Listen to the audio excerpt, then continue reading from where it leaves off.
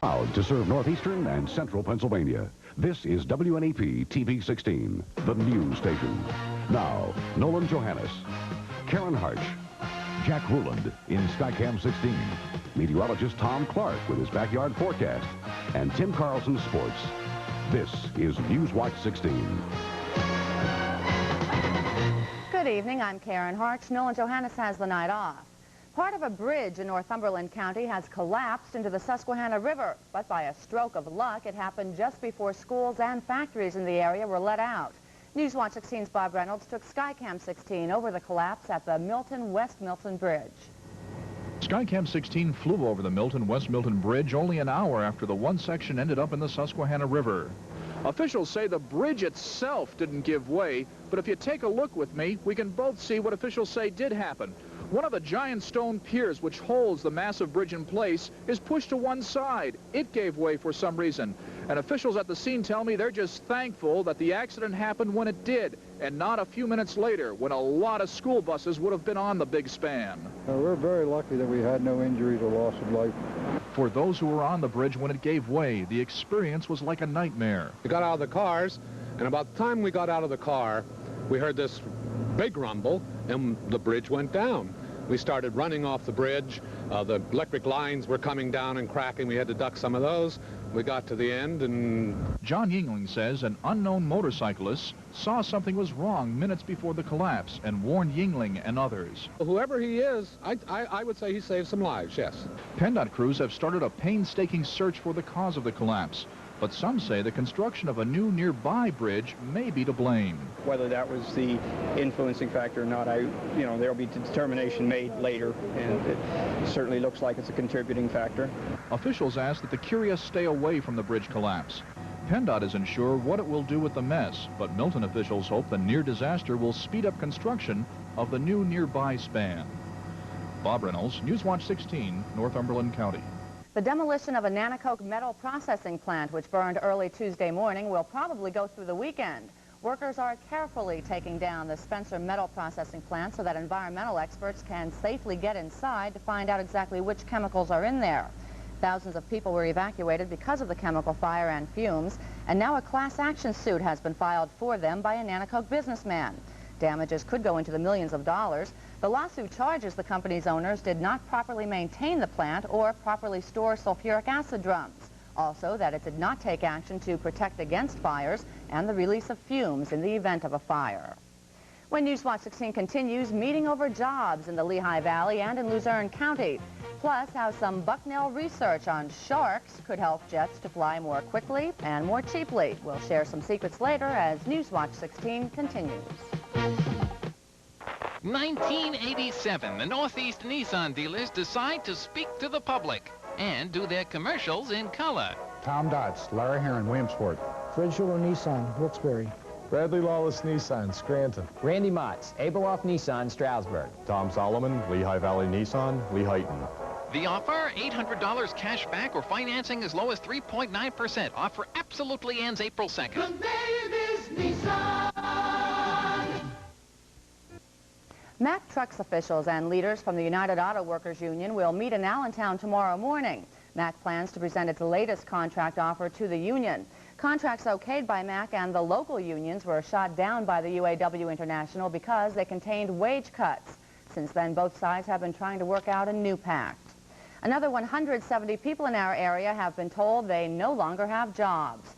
Earlier this month, management at United Pants in Swarsville temporarily closed the plant to reevaluate the company's future. Today, the company president told Newswatch 16's Jim Rennick the plant will remain closed permanently. It became a non-profitable operation in the last 2 years as a result of two reasons. Primarily, the lack of production that was available to us as a result of the import situation, and the price structure that we had to try to maintain. Angelo Grasso says the 60-year-old company had employed more than 400 people just a few years ago. Now the company will employ no one. A group of contractors says President Reagan's veto today of that $88 billion highway bill could mean a lot of jobs and money lost in our state. The president says the bill spends way too much money. It would also allow states to raise the speed limit on some rural interstates to 65 miles an hour. The president likes that idea, but his veto affects the whole package. The Associated General Contractors of America says if Congress does not override the veto, it will have a devastating effect on Pennsylvania's highway projects. The group claims more than 30,000 jobs and potential jobs would be lost, and the state would lose nearly $1.5 billion in highway funding. Some PG&W customers in part of Lackawanna County will be on a precautionary water boil advisory for a little while longer.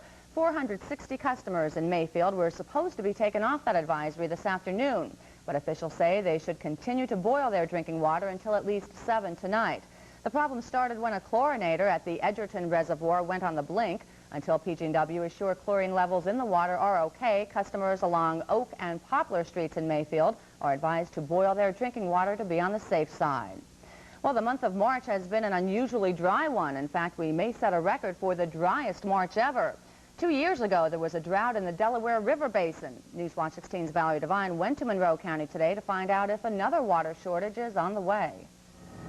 The Delaware River through Monroe County. On any given spring day, more than 13 million gallons of water rush by here. Water Authority officials say right now the water volume has dropped by nearly 40%. But Delaware River Master Bill Harkness says that doesn't mean we're heading for another water shortage. In terms of a drought, droughts are affected by water supply storage more, or at least the droughts we have in the Delaware are affected by the storage in the reservoirs. Storage in the reservoirs are about 85% right now, which is pretty close to normal. Reservoirs and creeks also tend to be popular resources for drinking water. Broadhead Creek in Stroud Township is the main source of drinking water for the township and the borough of Stroudsburg. Even though there hasn't been much rain, water manager Claire Renninger says the creek is holding its own. The reason we have no problem here is that our water source comes from such a large drainage area that we are now getting the runoff, the snow melting and the runoff from the winter snows. The people who monitor the water supply in this area say they'll begin to take a closer look at rivers and streams like this one long about June. They say if we haven't had adequate rainfall by then, that's when they'll have to decide whether or not the people in this area will have to conserve their water. Valerie Devine, Newswatch 16, Stroud Township. Well, let's find out if rain is on the way with meteorologist Barry Finn. How about it, Barry? Well, we got a little bit out back, Karen, but you'd be hard-pressed to get too wet right now. It's coming down very lightly. We'll talk about the prospects for rain this weekend. But first, you're watching Newswatch 16 on WNEP TV, and we're proud to serve Northumberland and all of Northumberland County. Tomorrow is the Globe's one-day, 14-hour sale with store-wide savings from 8 a.m. until 10 p.m. See all the special buys in our big 12-page section in tonight's Scranton Times. Look for all the great buys tomorrow at the Globe during our one-day, 14-hour sale, 8 a.m. until 10 p.m. You'll save in every department on every floor. So don't miss the Globe's one-day, 14-hour sale tomorrow from 8 till 10. You can shop all around the globe and never leave Scranton. The game Monopoly has come to life at McDonald's. Win a McDLT, Coca-Cola, or $1 million. Collect St. Charles Place, States and Virginia Avenues, and win a dream vacation. Collect these for a $250,000 home. Hello, over $40 million in cash and prizes. Collect the right game pieces or win instantly. So play Monopoly. Do not pass go. Go directly to McDonald's. Well, Nolan and Tom Clark are getting a head start on the weekend, so it's nice to welcome back Barry Finn. How you doing, Barry? Well, pretty good, Karen. Not bad at all, really. We're getting a little bit of rain, as I told you earlier, but right now, you'd have to really walk or run real slow to get wet. Just coming down in a little drizzle. We may have a little more in the forecast. Let's take a trip around the area first and see conditions throughout northeastern and central Pennsylvania.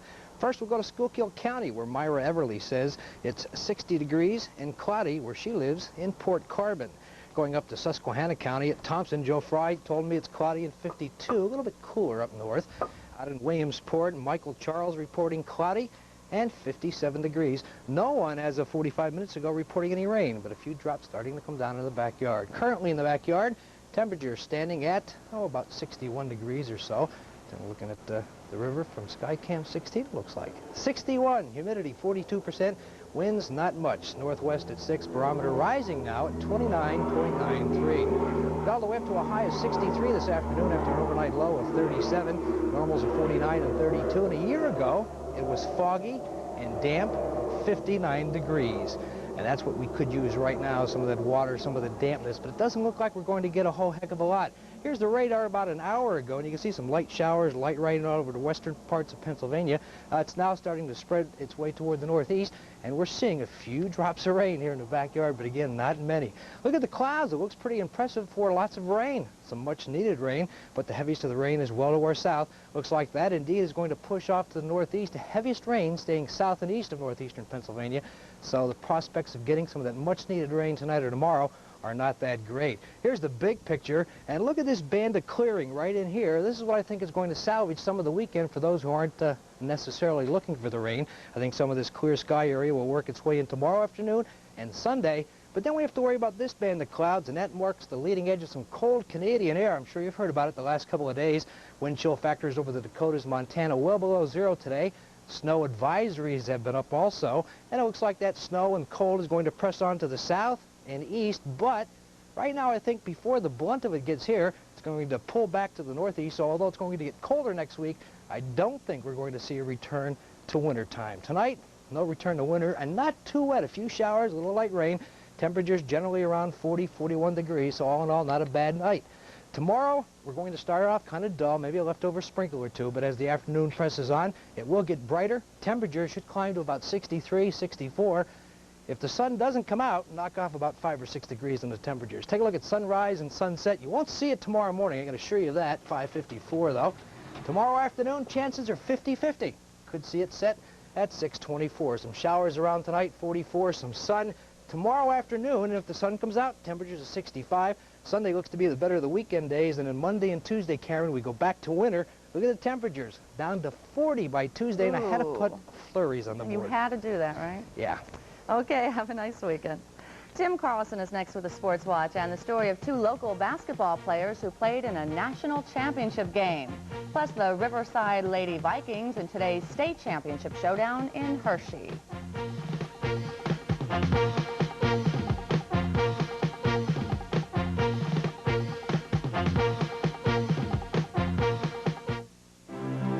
From the mountainous Abruzzi region of central Italy comes the inspiration for a hearty beef and pork pasta sauce called Classico d'Abruzzi. And because in Italy pasta sauces differ from region to region, from Naples there's a robust tomato and basil Classico di Napoli. And from Sicily, a zesty ripe olive and mushroom Classico di Sicilia. The regional tastes of Italy brought to America. Classico, authentic regional pasta sauces. Good morning. Burger King presents Breakfast to Go. Yeah, to go. Crust sandwich, 99 cents. French toast sticks, 99 cents. Breakfast to go. Burger King, the best food for fast times. Good news for some local girls basketball players, right? Oh, we're all smiling this afternoon. Yeah. Another state champion in our area. 3 girls high school basketball teams from the area in Hershey this weekend to play in state championship games. One of those teams went for a title this afternoon. The Lady Vikings from Riverside High School taking on Bishop Guilfoyle in the AA game. Let's pick up the action right now in the second half. Riverside trails, but Dana Ozark will nail the baseline 15-footer to cut the lead to 2. Mary Lasowski will come down, hit the layup, and Riverside ties the game at 42 with just over 3 minutes left. But the Lady Marauders came back behind Amy Alshaus to tie the game at 44 with 28 seconds left. Riverside drives down. They take the lead 46-44, 4 seconds to go. Bishop Guilfoyle, one more chance to tie it up, but the shot right here is no good. And the Lady Vikes end the season 29-0 and win the state AA final. The Riverside Vikettes win at 46-44, and Sports Watch 16 talked to the coach and players after the game. We knew we had an awful lot back. We knew we had a good team, but to have a dream season like this, 29-0, state championship, it just goes to show those kids out there, they have an awful lot of heart. They're a great bunch of kids. We were determined we were going to do it. We were going to work the hardest we can. We did it. And And they certainly did. Our congratulations to the Lady Vikings. Now, 2 more area teams will play for state titles tomorrow in Hershey. In the girls A, Marion Catholic will take on Bishop Carroll at 1 o'clock. And in the AAA game, Allentown Central Catholic will meet Beaver Falls at 6 o'clock. Well, a couple of former high school basketball stars from this area got a thrill playing in the National Invitational Tournament final at Madison Square Garden in New York last night. Larry Koritz, who used to play at Wilkes-Barre GAR High School, and Rich Tarr, who graduated from Shamokin, were on the court for LaSalle University. The Explorers met Southern Mississippi in the NIT title game. Unfortunately for Koritz and Tarr, Southern Miss was the better team last night, winning the NIT title 84-80. But it was still a night to remember for our local guys, and Albie Oxenreiter was there to see them play. The NIT Championship, the biggest game in the career of both Rich Tarr of Shamokin and Larry Koritz of Wilkes-Barre.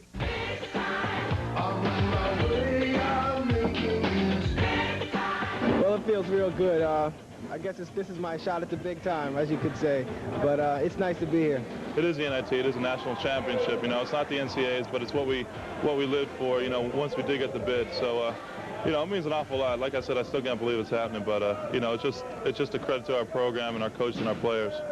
Koritz and Tarr have quite a local following, but there's one fan from Old Forge who watches these two play every game. For the local guys, it's a lot of fun, you know, because you come to Philadelphia and you never think that there's going to be anybody there from home, but when there is, it's like a lot of fun. Win or lose, this game was the final college game for Larry Koritz, and he finished with 8 points and 11 rebounds. Coming this far, this hurts a little bit not winning it, but, you know, there's nothing to be ashamed of because I don't think anyone expected us to be this far. Rich Tarr still has one more season at LaSalle, but last night's 14 points is a confidence builder for next year. He was also named to the all-tournament team. You know, overall, you know, we had a great year, 20-win season. It's unfortunately someone has to lose a game like that. It was a great experience. I wouldn't trade it in for anything. Richie Tarr's back, but so is Lionel Simmons, and so is Timmy Legler and Craig Conlon. And we got the Player of the Year again out of Philadelphia. So there's a bright future for our basketball program. The 50th annual NIT was a chance for these two area stars to shine. And despite losing, both Larry Koritz and Rich Tarr can take pride in being part of a very successful LaSalle season. Albie Oxenreiter, Sports Watch 16 at Madison Square Garden in New York City. Just a couple of quick notes. First of all, Mike Strong, the coach of the University of Scranton Lady Royals, named Coach of the Year in NCAA Division III. We just found that out. And I want to thank the kids in the gifted class at Valley View Elementary. This afternoon we were up there talking to them about TV and all that good stuff. They gave me this very, very nice Valley View Cougar sweatshirt. So From what Barry said, you're going to need that next week. Yeah, you're right. So we'll see you on the Okay, thanks, Tim. When Newswatch 16 continues, how some secrets from the deep blue sea may help supersonic jets soar through the wild blue yonder. Grandpa Stroman, before you, there was no bread in my life.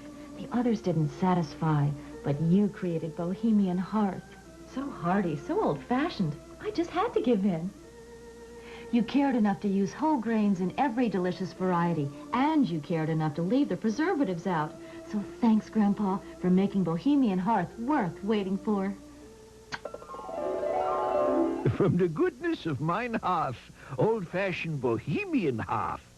And now some typical consumer reaction to an exciting Pizza Hut offer.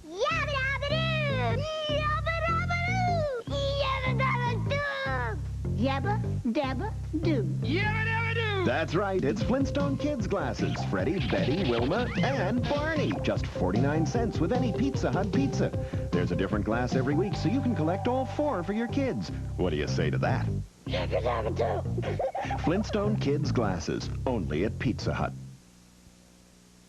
Finally tonight, scientists at Bucknell University are finding that the deep blue sea may hold important hints for designing supersonic airplanes.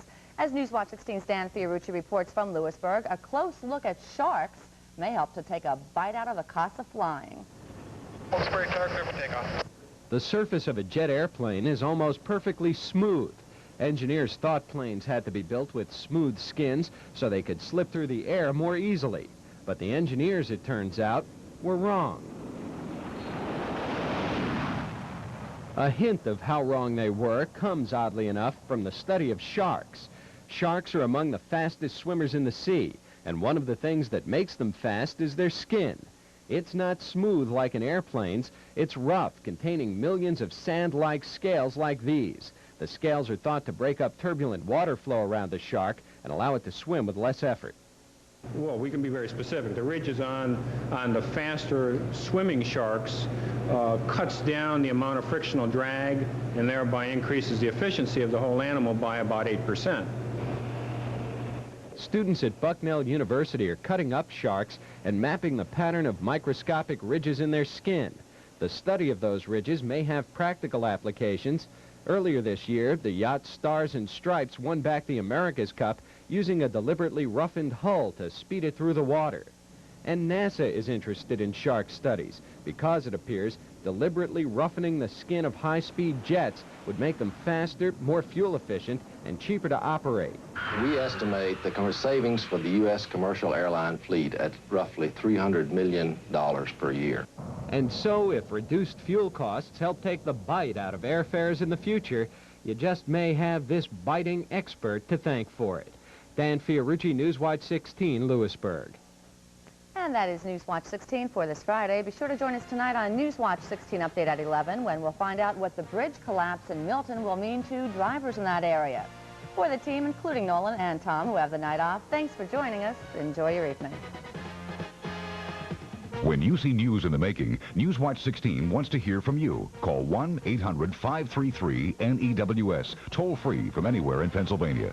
Call 24 hours a day, 7 days a week. 1-800-533-NEWS.